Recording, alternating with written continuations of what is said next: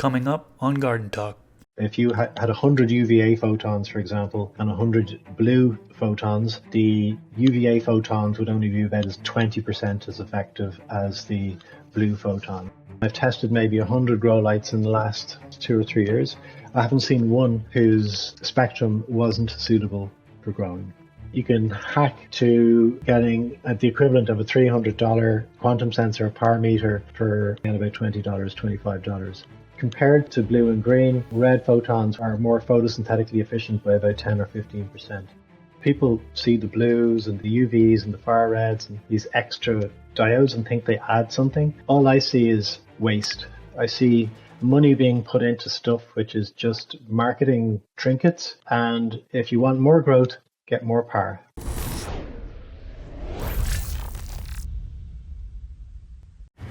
What's up, everybody? If you that don't know me, my name is Chris, aka Mr. Grow It, and you're tuned into the Garden Talk podcast. This is episode number 33. In this episode, I interview Shane from MIGRO LED. He is a lighting expert, and he owns MIGRO LED Grow Light Company. Many of you know him from his YouTube channel, where he does grow light testing and reviews. He'll talk a little bit about the grow light testing that he does, and we'll also get into other lighting topics, such as measuring PAR, light spectrum in significant detail, and the future of grow lights. Thanks to all of you who support this podcast through Patreon. If you'd like to support, you can do so by going to patreon.com/MrGrowIt. Before we get into it, I want to acknowledge that one of my goals for this podcast is to bring zero cost for information about gardening, all plants, to the general public. That being said, I'd like to thank the sponsors of this podcast who help make that goal possible. A big supporter of this podcast is Spider Farmer. They sponsor this podcast, and I use their LED grow lights. Spider Farmer now has a bar-style series of LED grow lights. They have the SE3000, a 4-bar fixture for a 3-foot by 3-foot grow space, the SE5000, a 6-bar fixture for a 4-foot by 4-foot grow space, and the SE7000, a 6-bar fixture for a 5-foot by 5-foot grow space. I will leave a link to Spider Farmer down in the description section below, and you can use discount code MrGrowIt5 during checkout for a discount on their products. AC Infinity. They sponsor this podcast, and I use their products. AC Infinity now has gardening tools and accessories such as heavy-duty fabric grow pots, trimmers, grow room glasses, drying racks, plant ties, and trellis nets. They also have all of the equipment needed for a ventilation system. I will leave a link to AC Infinity down in the description section below, and you can use discount code MrGrowIt during checkout for a discount on their products. Big shout out to Dutch Pro for sponsoring this podcast. Dutch Pro is a plant fertilizer company that has been around for over 30 years. They have base nutrients, and they also have additives such as PK boosters, root stimulators, CalMag, silica, a nutrient optimizer, and a foliar feed. They also have pH regulators to help ensure that the nutrients can be uptaken properly. I will leave a link to Dutch Pro's Amazon store down in the description section below, and you can use coupon code MrGrowIt10DP for a discount on their products. Okay, we are back. Welcome to the Garden Talk podcast. Today I am joined with Shane from MIGRO. How are you doing today? Chris, I'm doing very well, thank you, and I'm really delighted to be on your show. Thanks for joining me. We're going to dive deep into lighting today, particularly lighting for plants. So I actually already did a lighting in a past podcast episode. It was called Things to Look For When Buying an LED Grow Light. It was really an LED Grow Light buyer's guide. It was more of a beginner-friendly conversation. That was episode 18 with Austin from Chill Tech. If any of you want to check it out, I'll actually have that in the outro card of this video if you're watching on YouTube.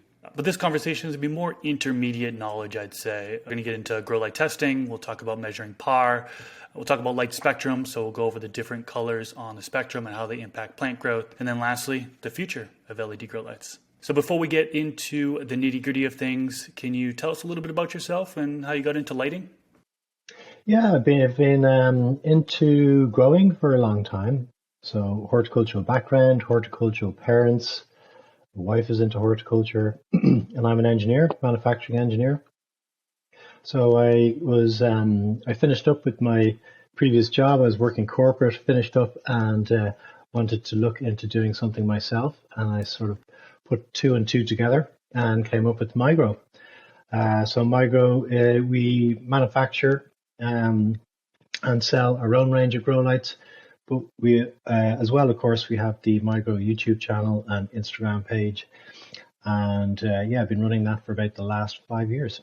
And you're coming up on 70,000 subscribers on your YouTube channel. So congrats to all your success there. That's not easy to do. And on your YouTube channel, you do a lot of grow light testing. Can you talk to us about the grow light testing you do and how you measure grow light performance? Yeah, absolutely. Yeah, so I originally started doing grow light testing basically to sell my own lights, and it was to demonstrate the value of buying high efficiency lights over what a lot of the sort of cheaper models were around at the time, particularly blurple lights. This is about 4 or 5 years ago, and kind of came up with not came up with, but sort of refined, I suppose, a method of testing, which was getting the grow light in question, optimizing it in terms of the area that it's suited for, optimizing it in terms of hanging height, simulating a grow tent environment, so silver mylar walls, and then using what's called a quantum sensor or a power sensor to measure across a grid. Hopefully you guys will be aware of power maps, basically a chart showing the power intensity or the light intensity all across the sort of test area, which represents the plant canopy, the leaf canopy.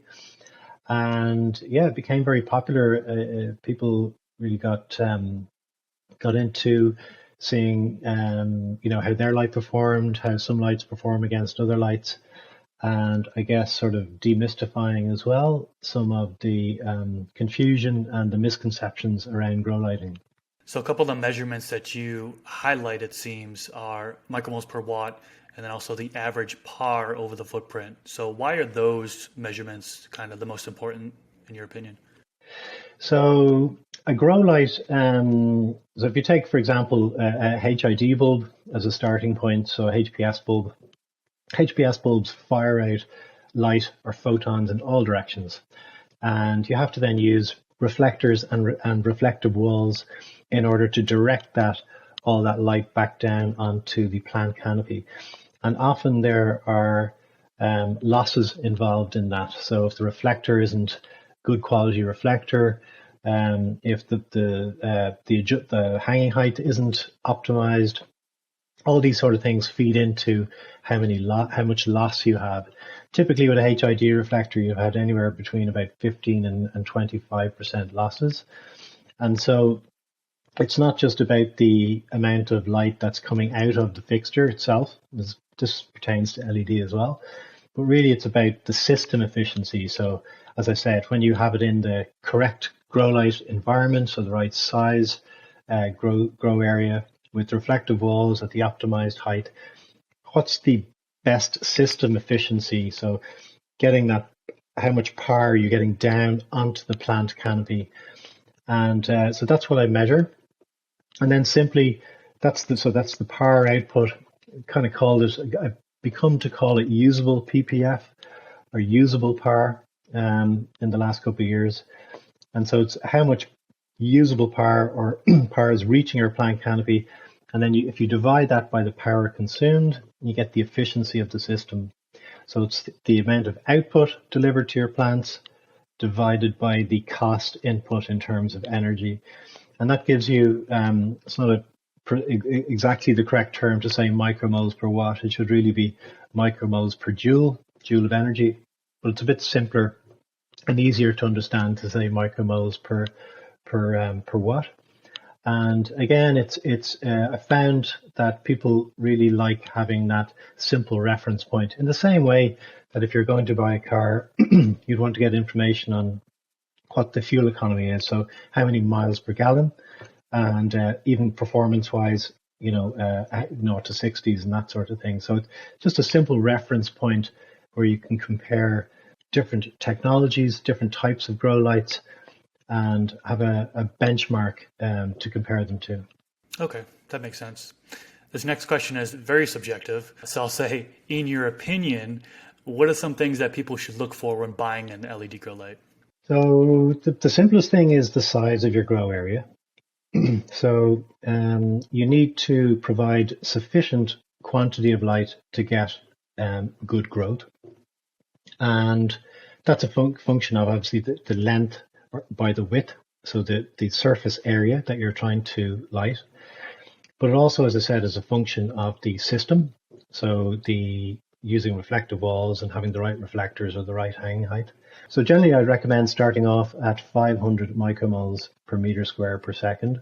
That's just a power intensity which will deliver good level of performance in terms of the grow area. But that can rise all the way up to sort of 800-900 micromoles average power. And you will literally get, if you go from 500 up to 900, you will get sort of 40-45% more growth. It's linear. So the return on your light intensity is linear up to about 1,000 micromoles. Beyond then, we recommend you can use those higher intensities, but you will generally get plant stress unless you're supplementing the environment with elevated CO2 or supplementing with CO2 and elevating the CO2 levels in the grow area. There are lower levels I would recommend for seedlings, so around 200 to 250. So once you've established, do you want to just have sort of a reasonable level of performance out of the grow area, which would be 500 micromoles, or a high performance level, which would be 800 or 900 micromoles? Make that decision. Again, usually I would recommend learners or beginners would start at 500, because you've got to really have your all your other aspects of your grow, your environment, the nutrients, the medium, everything else on point to really take advantage of those higher light levels. So you've established that, and then you're trying to find a fixture which will deliver that level in the grow area size that you have. Most manufacturers now these days publish power maps. So they'll show the power intensity over the designed grow area, and they should give you the average micromoles over the grow area too. Next step really is about efficiency and cost.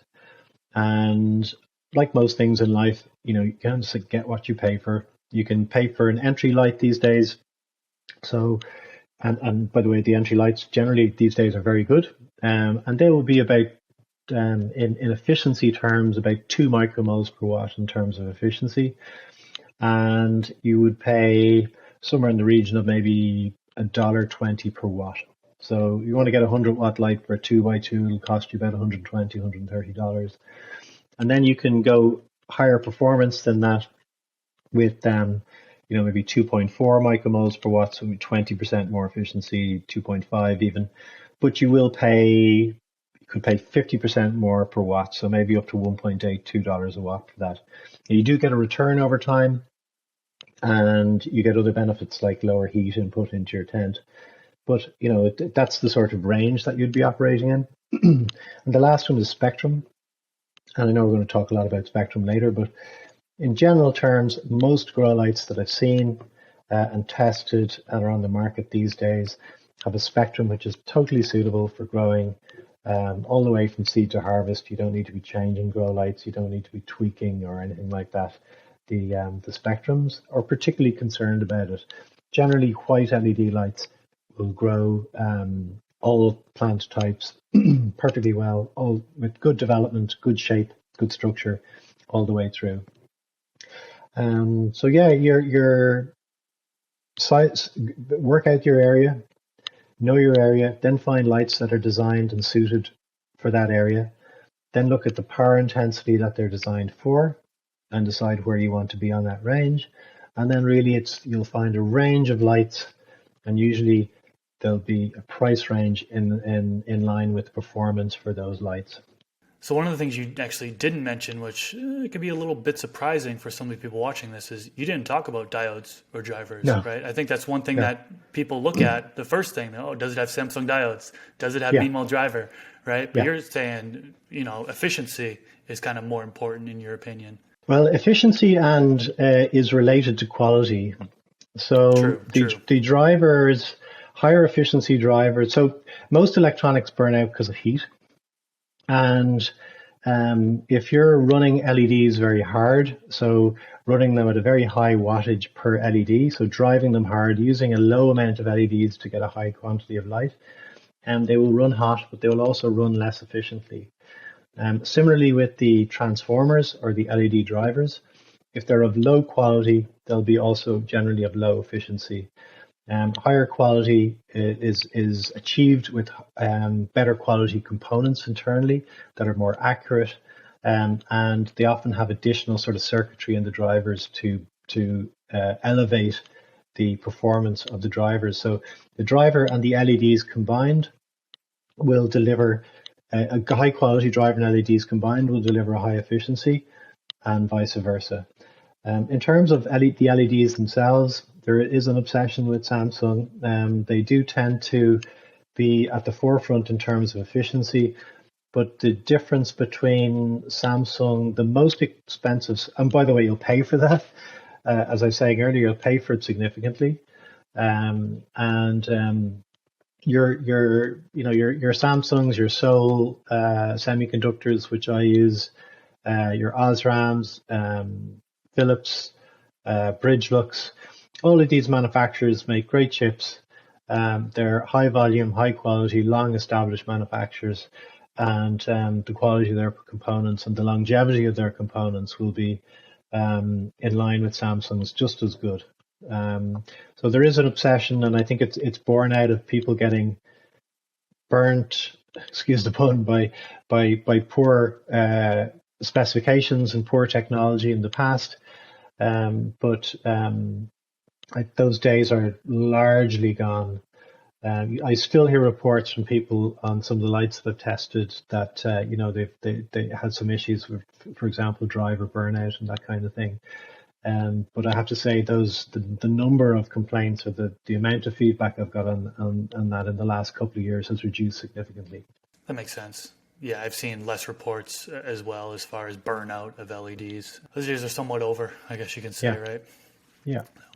Let's flip it up and let's talk about measuring PAR. I have the Apogee MQ500 PAR meter that measures from 400 to 700 nanometers. I also have the MQ620, which is the extended range one. It measures from 340 nanometers to 1040 nanometers. Now, you've recently found a PAR meter that's a bit cheaper than the, let's call it, industry standard Apogee meters, right? And they're just as accurate. Can you talk to us about that? Yeah, so I was quite surprised myself because I had looked in the past at getting an affordable quantum sensors and getting alternative ones to the ones I've been using. So I've been using the Apogee myself for about 5 years, and I would think it's pretty much the benchmark of people using it in the industry. And this measures PAR itself. It doesn't actually read spectrum. It doesn't tell you what the spectrum looks like. That's slightly different to spectroradiometer. But the quantum sensor or PAR sensors are designed to capture and count photons between 400 nanometers and 700 nanometers, which is basically from a deep blue up to the far red, just to that point. And that's the PAR measurement.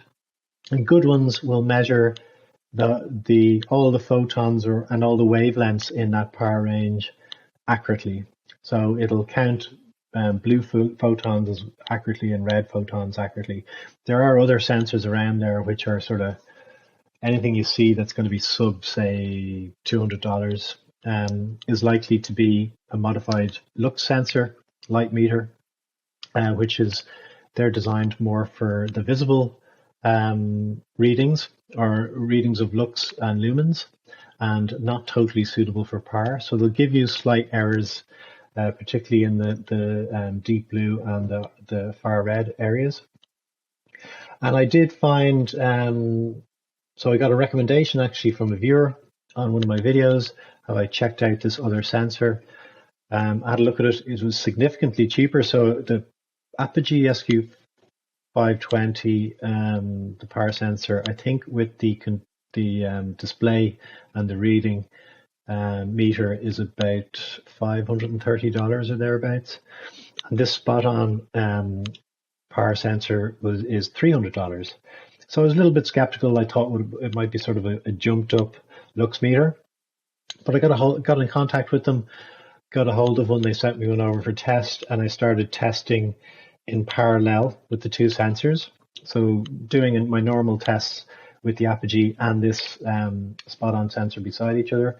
And I found it to be, to a level of similarity where, I'm not sure which one is more accurate, by the way, but they're both within in any of the readings or series of readings I took within a couple of percent of each other.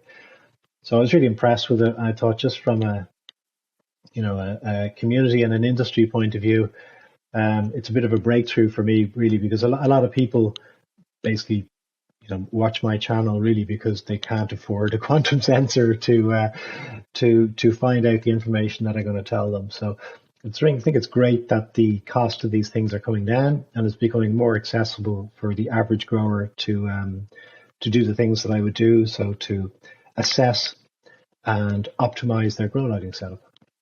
Yeah, I was just about to say that same thing. It's about time that these prices have come down on par meters, because it is out of so many people's reach. $500, that's a lot of money for a lot of people, Yeah. It's expensive. So it's good that there are now at least one cheaper option that's just as accurate as the Apogee meters.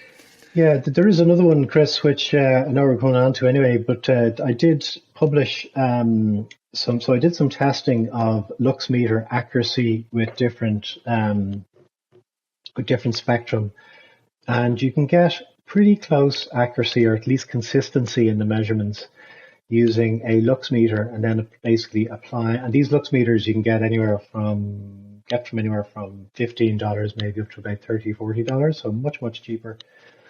And what I found was that I did readings under different spectrum from about 150 micromoles up to about 1100 micromoles, which is about the full range that you need to be able to read at.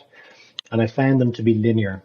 So using them under, say, for example, I don't know, you could have a Mars Hydro SF2000, or you could have a Viper Spectra, or you could have a chilled, or whatever light you have. Generally, these things will read consistently. Now you're still reading a LUX measurement, so it's not par that we would want to have.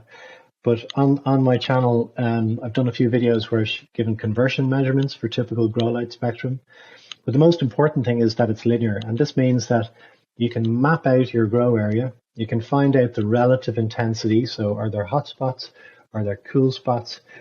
And you can also do your own power maps and then optimize your own setup. So repeat the testing of your power map in your own area with your own light setup at different hanging heights, for example, and find out which one gives you the best balance between getting the most light down onto your grow area and the most even spread across your grow area at the same time. And you can do that for $20.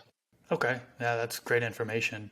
Another cheap alternative is there are now phone apps. You can download a phone app and measure par just using your phone. But some of these apps are more accurate than others. And you did a whole video on that as well. Can you talk to us about your findings there? Yeah, so there's a bit of tech behind it in that I use the Photon app. Is that their new name? I think it is. Anyway, they changed name. I think it's to Photon, but that's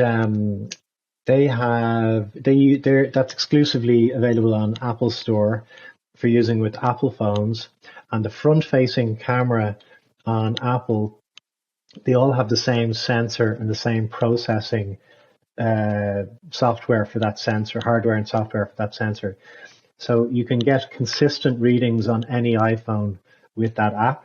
Whereas with Android, whether you have a Samsung or some other version phone, and even within Samsung, the light sensors are different. So I didn't test for every different version of Android phone, obviously.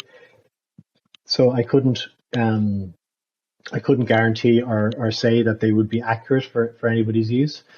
But certainly the Photon one I found to be consistent and useful. So if you have an iPhone, definitely download that and have a go. And then the PPFD app, I'm in contact with the guys that developed the PPFD app, and they actually have a Bluetooth connection to what's called a Unity LUX meter. So you're basically using an external device with your smartphone, and that has some calibration for different grow light spectrum. So you can hack to getting the equivalent of a $300 quantum sensor power meter for I think the Unity Bluetooth version is about $20, $25. So it's perfectly possible. And really any information in this regard is better than none. So mapping out your area, having a look to see what the light intensity is at different points, and then adjusting your hanging height to optimize that will work with really any of these devices or these systems. That's awesome. So now there's just so many different ways to kind of go about measuring PAR that there wasn't 5 years ago. You know what I mean? So that's awesome that we're actually at that point. Yeah, absolutely. Okay, so people have PAR measurements. Another thing I want to get into is DLI. Now, I don't think I covered this on the beginner video I did with Austin from Chiltech. DLI, Daily Lighting Integral. Can you talk to us about that? Yeah, so there's the intensity at a moment in time, which is your PAR intensity, and that's measured in micromoles per meter squared per second. And that's the quantity of photons impacting on a meter every second. And obviously you've got different lengths of day then. So what biologists and horticulturists are interested in is how much will the plant uptake, not just instantaneously at that moment in time, but over the total day. And so it does vary by species.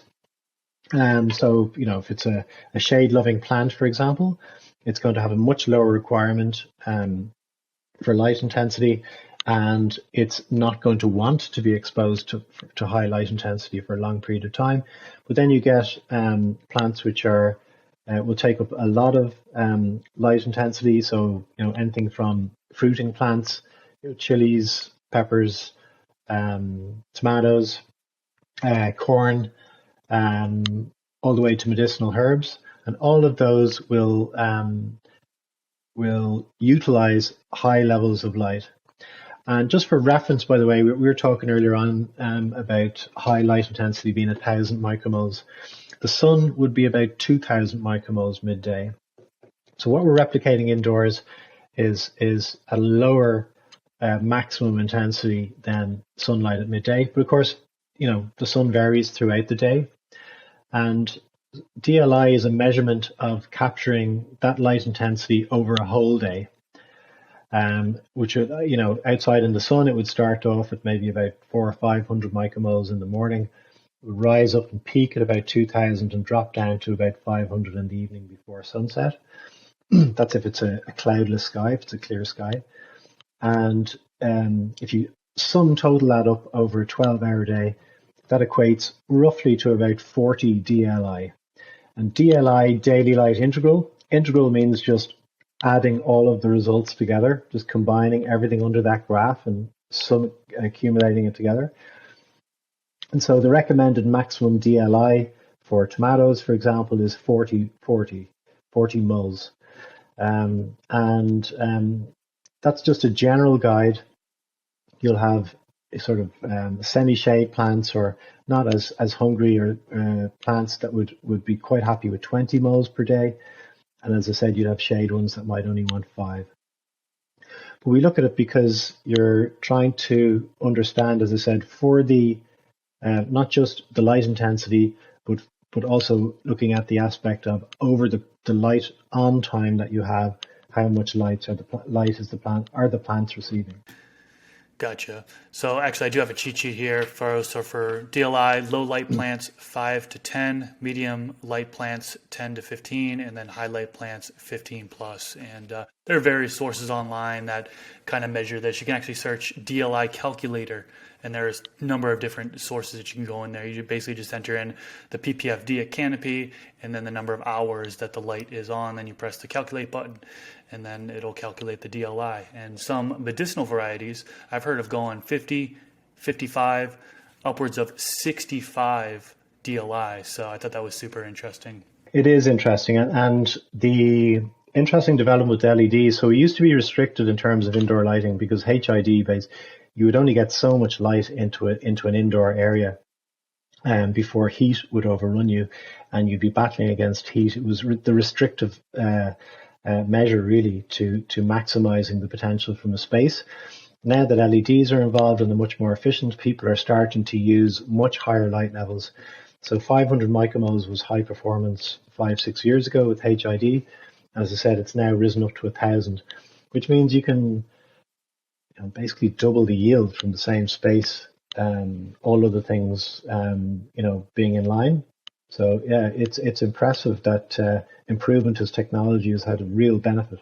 And that's one of the reasons why you can jump, when you're in the vegetation stage, for example. I think you mentioned like 500 ppfd, and then you switch that light cycle. Instead of doing 18 hours a day, now you're down to 12 hours a day. So you're increasing the par number up to, 900 is a rough number, up to 1,000, as some people say. But you do the DLI, and it actually makes sense. Use that DLI calculator. It makes sense because you're dropping the number of light hours per day, but you're increasing the par. So exactly. Yeah.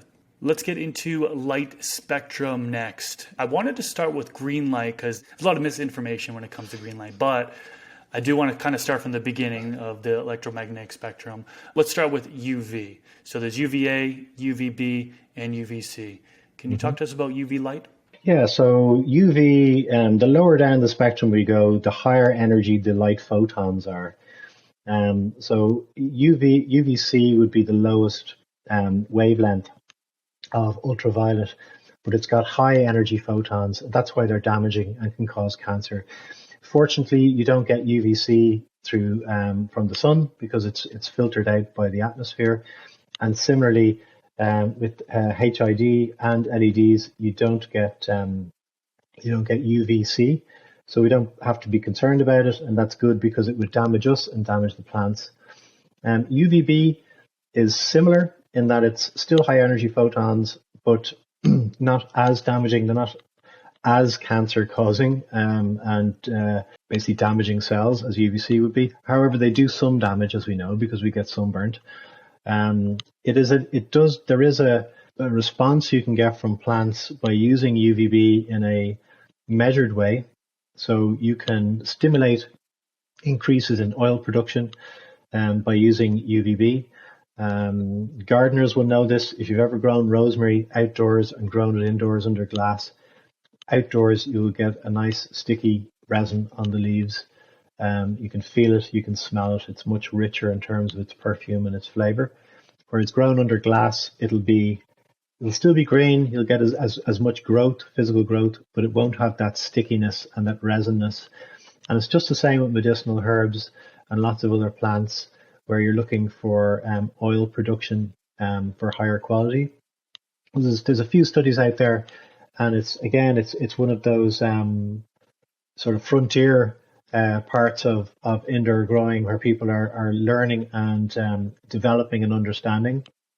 But in essence, you can increase oil production, which is the terpenes and the flavonoids, so you can get better smell. You can't get higher potency with medicinal herbs, but you get better quality in terms of flavor and smell. So that's used in short bursts. You don't want to use it all the way through the grow because basically it's signaling the plant to divert its energy from growing in terms of putting on mass to generating oils. And for that reason, we only recommend using it in the last 2 or 3 weeks of flower. So once the plant has put on most of its weight and its bulk, and we're only using it a couple of hours a day in the middle of the light cycle to trigger this response in the plant to generate oil. And that oil is basically it has more uses than just, to smell and to taste better. Those oils also protect the plant. So it's like a natural response of the plant to protect itself against these UVB photons, which could potentially damage it. So that's UVB. We then have UVA, which from a photosynthetic point of view, it's from a development point of view, it's very like blue in that it has an effect on growth.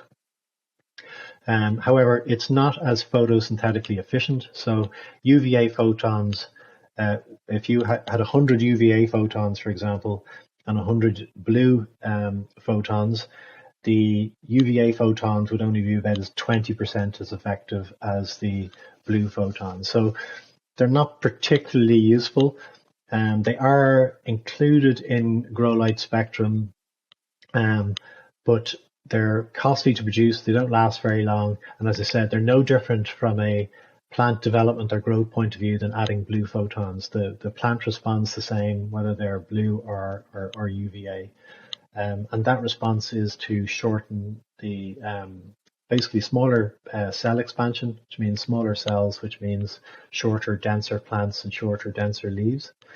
But generally, I wouldn't recommend to spend money or resources on UVA in a grow light system.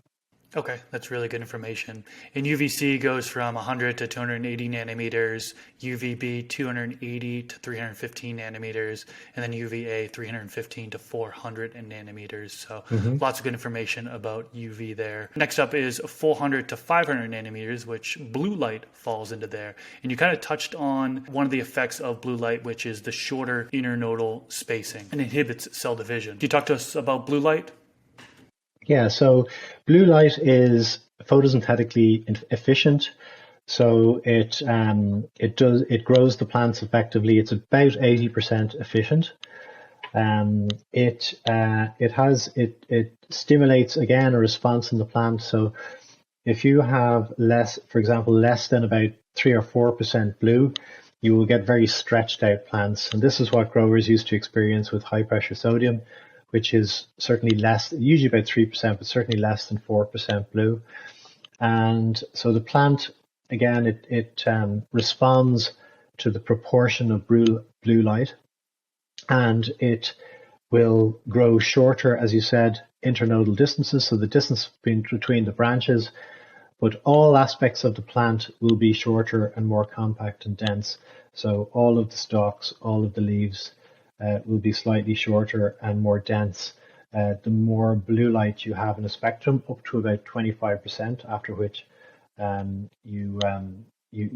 no difference.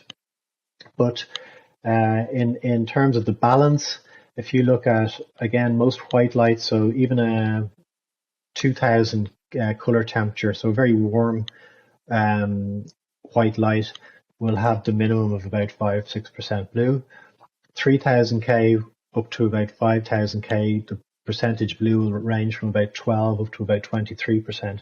So any of the white lights that you get, white LED lights that manufacturers are producing, most of them will have sufficient blue in the spectrum to deliver short, dense growth, which is what we want indoors. We want the plants to be short and compact because we're height limited, and we want the plants to put on as much bulk as possible without wasting energy basically growing at all. And unfortunately, most grow light listings, they're not going to tell you what the percent blue is. Unfortunately, you only see that from an integrated sphere report. Now, if your manufacturer is cool and they are transparent, they will provide you that information. So you can certainly reach out to your manufacturer, ask them for that report, and then it will list the different percentages of colors that grow light emits. So. Next up is 500 to 600 nanometers. Green light falls into that. And I don't think a lot of people know that green light is actually used by the plant or absorbed by the plant. There's been a lot of misinformation that says that green light isn't used at all by the plant. And you've got those headlamps with the green light that's emitted because it's not supposed to impact the plant at all, but that's not actually the case. Can you talk to us about green light? Yeah, so I'll debunk first of all. So in the early days of LEDs, grow lights, people didn't have efficient white LEDs. They only had relatively efficient blue and red LEDs. So that's all they used in grow lights. And in order to sell them, they took data, some sort of scientific reports and studies, and took them out of context and used them as a marketing tool to say that we are using blue and red in our LEDs, and they're more efficient than in other lights, for example, like HPS, because plants only absorb blue and red light and they don't absorb green. So all the green light out of a HPS is wasted. And because of that, basically you can use a much smaller wattage LED light than HID, which was total BS.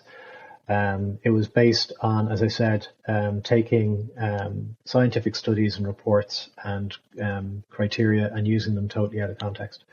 Next bit that sort of confuses people is that plants are generally green, and it stands, it's common sense that something that's green is reflecting green light.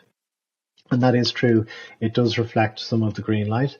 But it also, green light tends to penetrate deeper into the leaf and also will bounce around within the canopy. So it is very useful as part of the overall grow light recipe to have in there, because it'll get down into the leaf and photosynthesize parts of the leaf that the blue and red, for example, won't photosynthesize, and also down into lower parts of the plant which wouldn't photosynthesize otherwise. Next part to it is the green lamp that people use for inspecting their plants. Green light tends to be for the amount of photons output is the highest response visually. So if you took again 100 photons of blue, 100 photons of green, 100 photons of red, we would see much better under those 100 photons of green light. It gives us our eyes are much more responsive to green light than other spectrum. So if you are going to use a light in an environment, it is better to use a green light because you can use less of it than a white light or a red light or a blue light just to see. So again, it's sort of putting 2 and 2 together and getting 4 to say that using a green light doesn't affect the plants. It will if you use enough of it, but you're able to use a very small amount of it to see, and therefore it's the best one to use if you have to do it.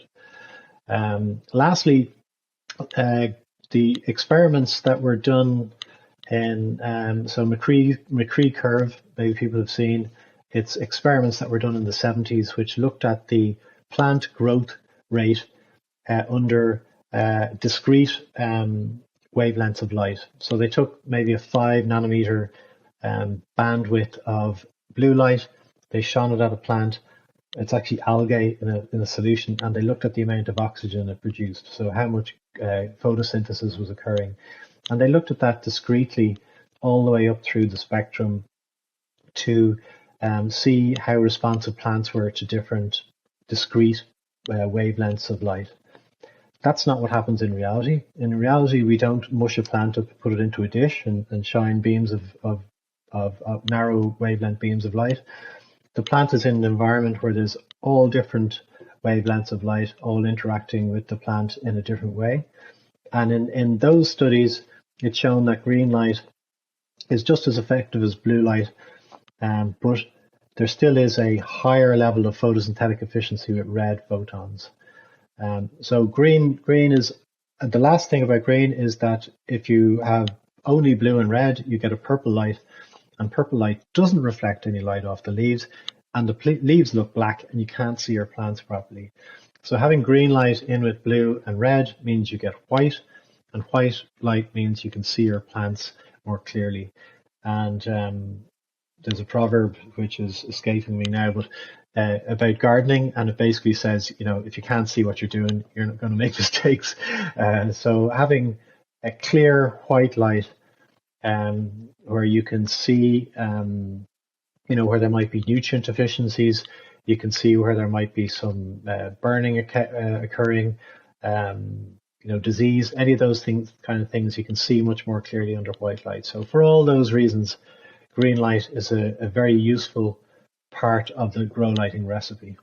That's super interesting. Yeah, a lot of misinformation about green light. I'm glad that more and more information and more people are talking about how green light is useful to the plant. So let's talk about red light. That's next. 600 to 700 nanometers.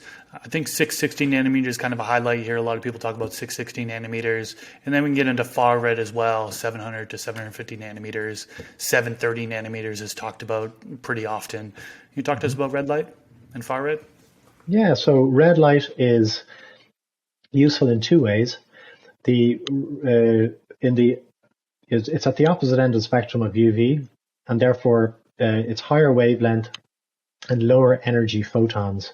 So electrically, they're cheaper to produce because they're lower energy.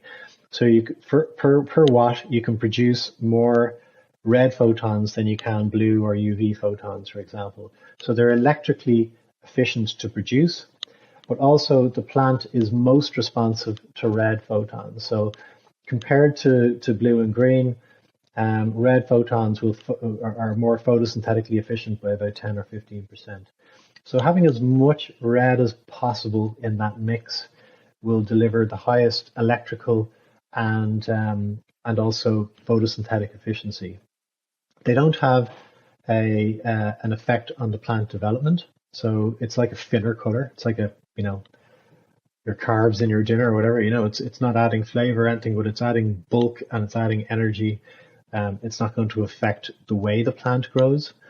So the common misconception again that if a light doesn't have the little red diodes in it, that it's not suitable for flowering. And that's not true. It doesn't make the plant flower or enhance the flowering or anything like that. What it does is basically it boosts the electrical and the photosynthetic efficiency of the spectrum overall. So those little red diodes are generally much more expensive than white diodes, but they're higher micromole per watt efficiency in terms of output. So we put them in there, as I often describe, like a turbo booster. So you got your main engine, which is the blue and the green, and the bulk of the red coming from the white LEDs, and that's providing most of the light in the spread. And then you have these red diodes, which can boost the electrical and photosynthetic efficiency of the system overall.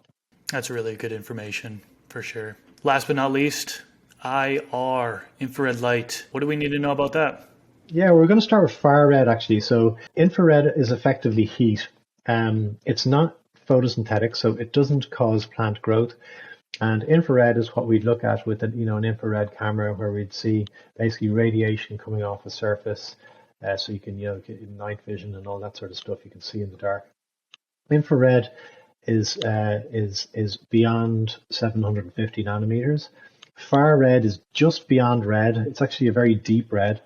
Far red LEDs at 730 nanometers, you can see them glowing a sort of a very deep red. They don't look bright, but you can definitely see that there's light coming from them. So they're still in the visible spectrum as well.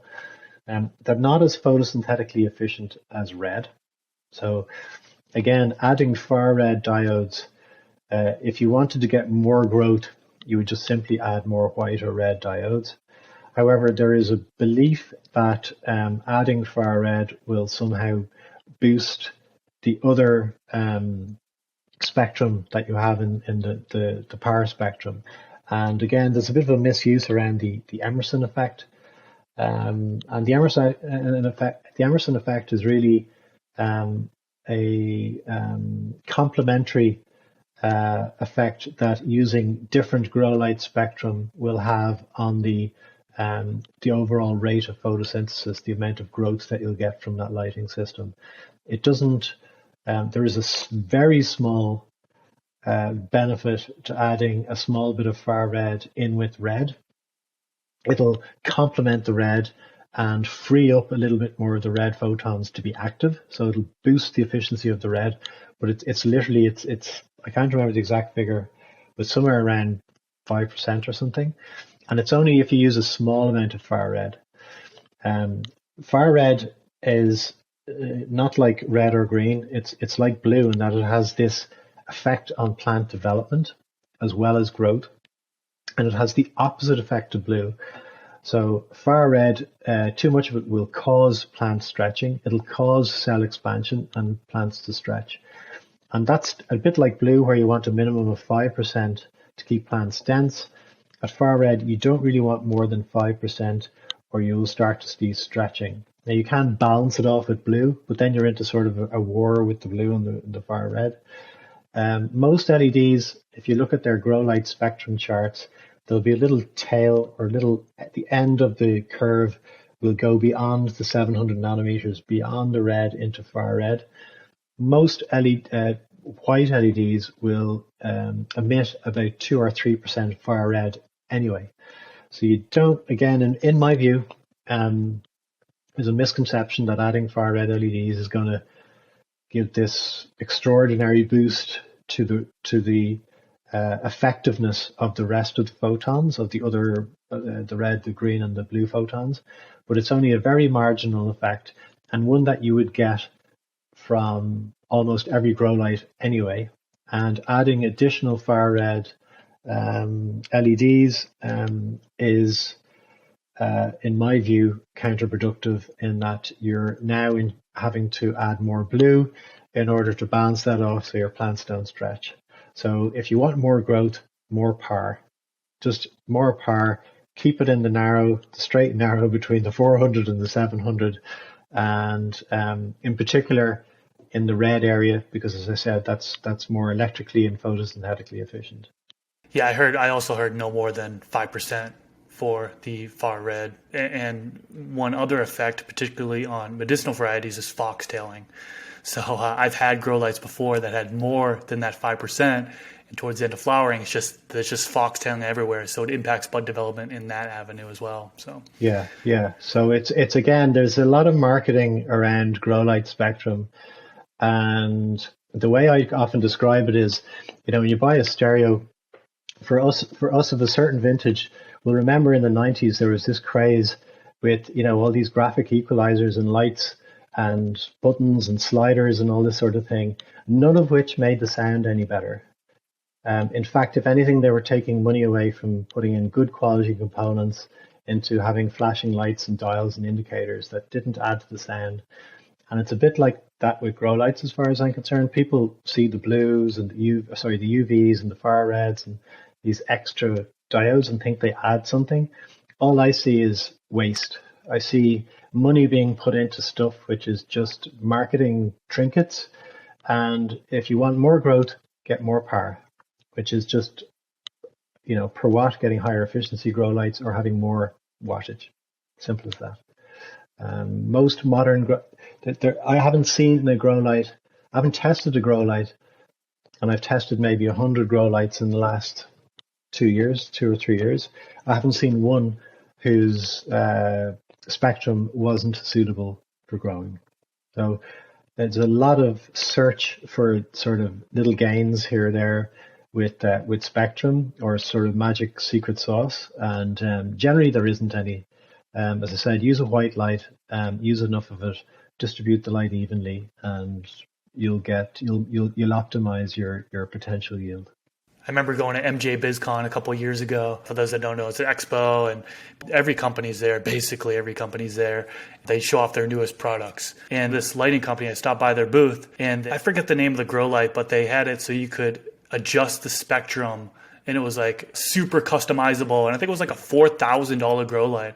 I walked by there and just raised my eyebrow. I'm like, really? Like $4,000 to it made no sense. And like you said, it's marketing is involved in that as well. What I would say is if you're growing a very specific, it could be a bedding plant or it could be a herb, and you're a mass producer and you're generating thousands, you've acres of space. What you might do is you might refine a spectrum to, for example, so tweaks in the red and tweaks in the far red can affect, for example, the time that your petunias flower at, and you can trigger particular responses in plants in order to make them flower, in order to make them more leafy. So what I said about far red, what again, there's a misconception out there because there's some videos out there of people showing that far red can produce a higher yield, but it's of lettuce.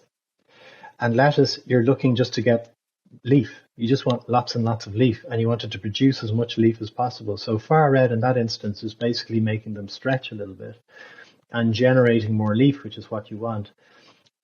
Also, you could be using a little bit higher blue will bring out, I got to pronounce it properly, anthocyanins. Anyway, the sort of purple pigments in plants.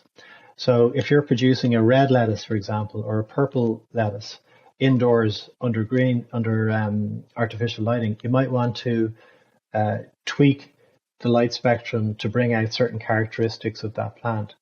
But in general, if you're a home grower in particular, it's a bit like, your setting will never be perfect for the different stages of growth. What you want is something that hits the middle for the whole grow. And in that sense, having, as I said, anywhere between 5 and 15% blue, about 30% green, and about 40% red is your optimum spectrum. And the benefits of moving away from that, so putting money into having dials to adjust spectrum and different drivers and different channels and all that sort of stuff, in my view, you'd be far more better off just having more light and a more efficient light. And you're going to get more, you're certain to get more yield that way, rather than being uncertainly twiddling around with things, trying to get an effect which will be different based on different strains and varieties of plants. So, whether it's indica dominant or sativa dominant, for example, with medicinal herbs, you could have a different response from different plants under different lighting conditions. So just stay in the middle. Don't make something more complicated than it should be. Just get as much light down there as your plants can absorb. Get it down evenly, and if you want to tweak and twiddle, start looking at medium or nutrients or something else, because if you've optimized your lighting spectrum with a modern grow light, which is white, there really is not much other places to go. Well said. So like you mentioned just a few minutes ago, you've tested over 100 grow lights.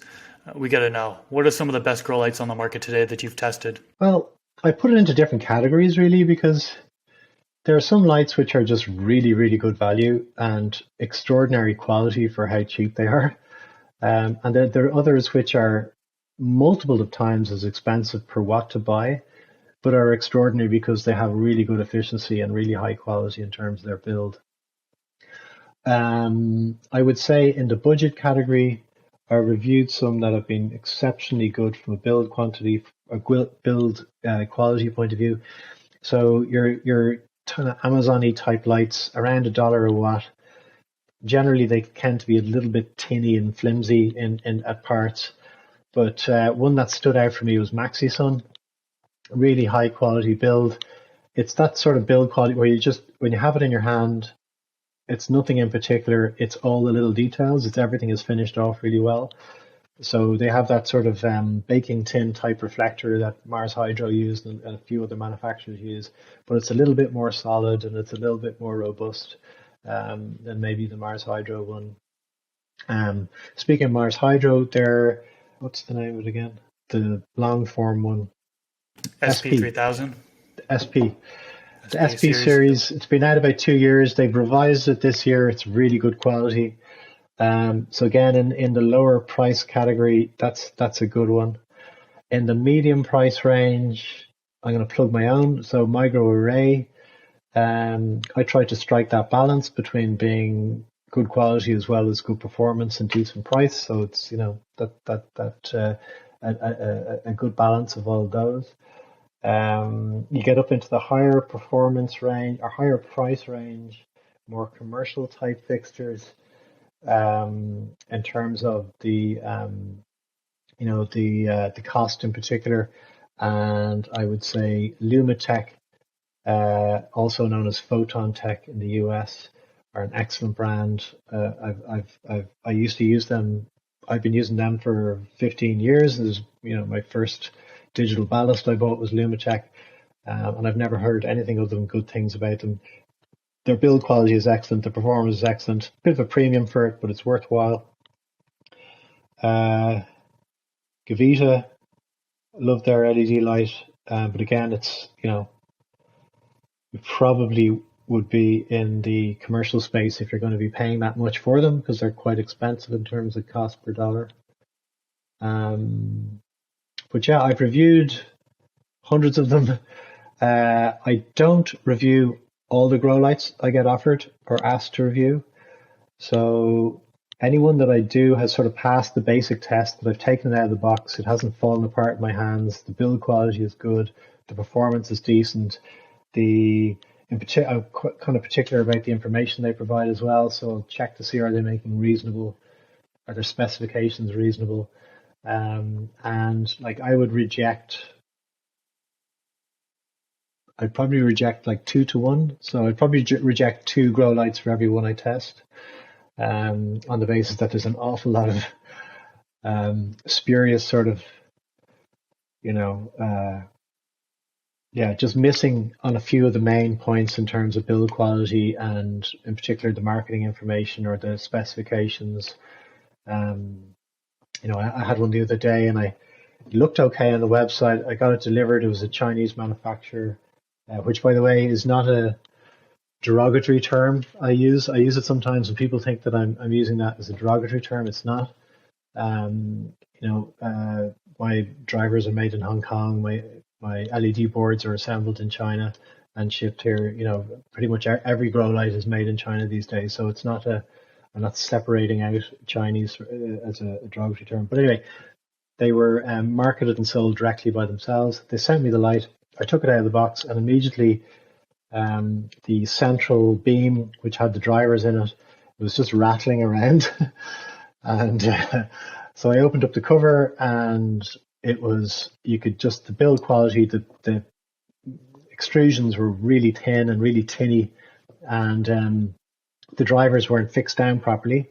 And when I opened it up, it was just like a rat's nest of wiring, and anyway, I called them up immediately and just said, look, I'm going to throw it in the bin, or you can collect it. I'm not testing this. So there is still quite a lot of junk out there. So I would recommend, if you're going to buy a grow light, do have a look at the channel, because it's at least a minimum level of guarantee that the build quality is up to a comparable standard, or a good standard for the industry.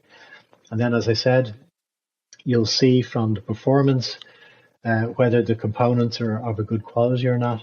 High performance means they've had to use good quality components. Medium, is probably price related. They're probably trading off with cost and price. And low efficiency, I may not be, I may not saying it directly to camera, but you can usually tell if you watch me closely that I'm sort of, this could be better. I'll be subtly hinting that there's better things on the market than this one, even though it might be adequate in other ways.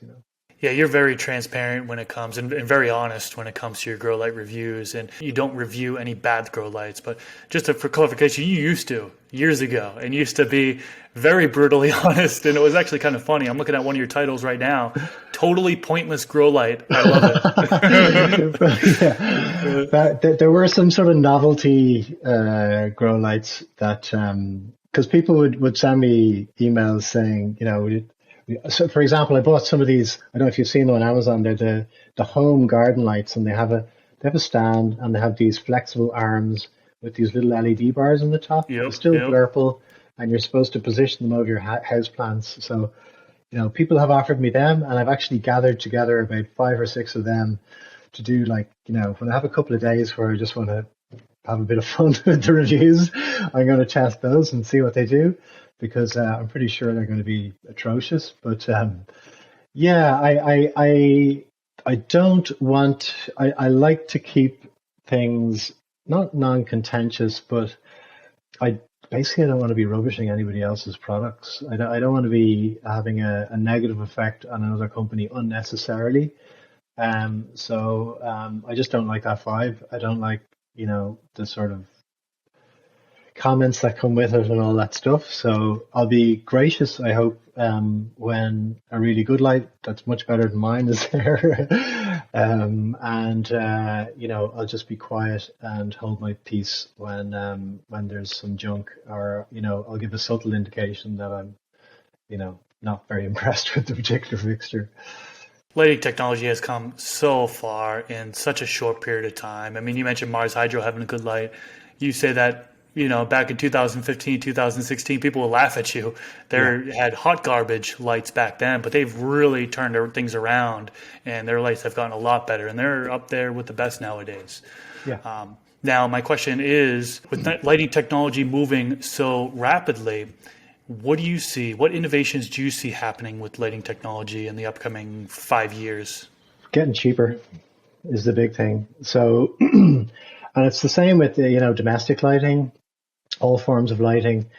So in terms of failure and problems with LED lights, the biggest issue up to the last few years was actually the power supplies, so the LED drivers. They were the thing most likely to fail out of a lighting system, and most of that was just cheaply made, low efficiency drivers, and they would generate a lot of heat. And there's components called capacitors in them, and they're a little bit like a battery, but they've got a gel in them, and they literally dry out and pop when heated too much. And that's, you only get the flickering of an LED light, like a home light or whatever, starts to flicker. Or you see it in vehicle lights as well. That's often because the driver has blown not necessarily the LEDs, or is starting to go. With the LEDs themselves, the technology, so if you look beneath that phosphorus, the yellow coating on top of the LEDs down into what's underneath, the basic technology has not changed in the last 10 years in terms of white LEDs. So they're basically a blue LED underneath that white phosphorus coating, and that white phosphorus diffracts or breaks up that blue light into other colors, so into green or red. And the more phosphorus you use, the more warm the color will go, so the more red it'll produce, and vice versa. But that technology hasn't changed very much. What has happened is it's got cheaper, so people are using more LEDs compared to before. And because they're using more of them, per watt, because they're using more of them, they're running them at lower currents or lower wattage. And because of that, at lower wattage, they run more efficiently, but they also run cooler, and they're less likely to burn out. Within the LEDs, there's tiny little gold wires attached onto the wafers. And if they overheat, those gold wires melt or detach from the wafers, and that's when LEDs blow, basically, or burn out. So it's between the driver technology getting better, up to about 95% is pretty standard now. That's not going to improve very much.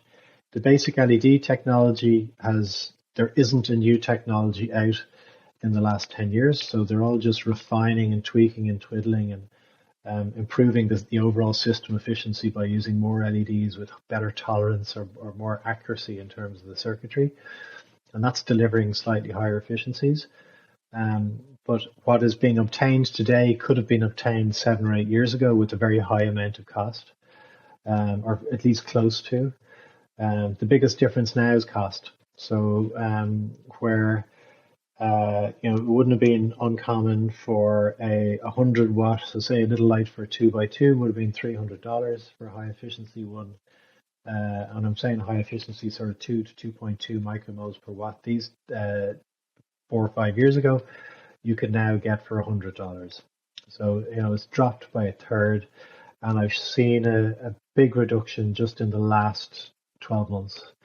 And it's typical of a maturing industry, really, that when people stop, sort of innovating and getting new developments in technology, they then all fight each other with the same technology for the same market share. And that goes all the way up and down the supply chain, and everybody tightens their belts. And usually you'll end up with a smaller number of large manufacturers who are very efficient, have their costs controlled very well, and delivering high volumes, and therefore able to deliver low prices.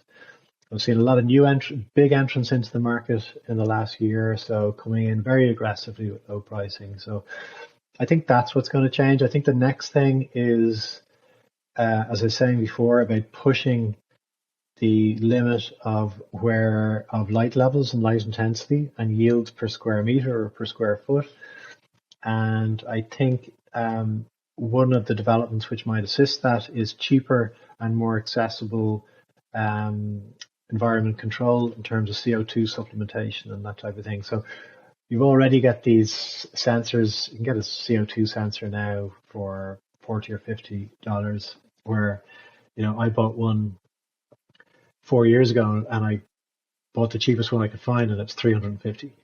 So sensing technology getting better, like we were talking about earlier, having better control over your lighting system. So getting equipment and technology that will help you set up better and optimize your setup better. So yeah, that's where I think things are going over certainly the next 2 or 3 years. Awesome. Well, definitely that's exciting for consumers to have cheaper prices, Definitely. More and more affordable for people. Definitely, yeah. So wrapping things up, how can the listeners find you, and what do you have upcoming in the future? Yeah, so the YouTube channel is MIGRO, MIGRO. The Instagram, it's MIGRO Light. So Instagram /MIGRO Light. Website is www.migrolight.com. And Yeah, we do, interviews with industry professionals and experts, do the reviews, do tips and tricks and how-tos and hacks and all that sort of stuff. So anything grow lighting really related. So any of the topics we discussed this evening, for example, I'll have either a video or a couple of posts on it on Instagram or a blog on the website related. And really just refining that and improving that over time. So lots more grow light reviews. Just finishing filming a series on grow light, sort of up-to-date videos on grow light spectrum, how to size your grow light, how high to hang your grow light, all those basic things that people want to know. I'm just about to release a whole sort of new version of those. As you know yourself from sort of being a producer, that I look back on the ones that I did 3 years ago and I cringe now and I think, God, I really got to get them up to at least my current standard, because they're hard even for me to get through, because I was I wasn't as capable as I am now. So yeah. All right. Well, I will link Shane's YouTube channel down in the description section below on YouTube. I also link a website, MIGRO LED. I will link that website down in the description section below. If you enjoyed this video, click that thumbs up button. Also, drop a comment down below. Let me know what you thought of this talk. Subscribe to the channel if you haven't already. If you're listening in on Apple Podcasts, please leave a rating and review. Shane, thank you so much for joining us today and just dropping a ton of knowledge bombs about lighting. I think you've definitely expanded my knowledge quite a bit, as well as the audience knowledge. So thank you for your time, and I hope you enjoy the rest of your day. It's been a real honor and a pleasure to be on, Chris. Your channels are a reference point for me too. I've watched a lot of your stuff, learned a lot, and so it's a real honor to be on here. That's really cool to hear. All right, take care. Thanks.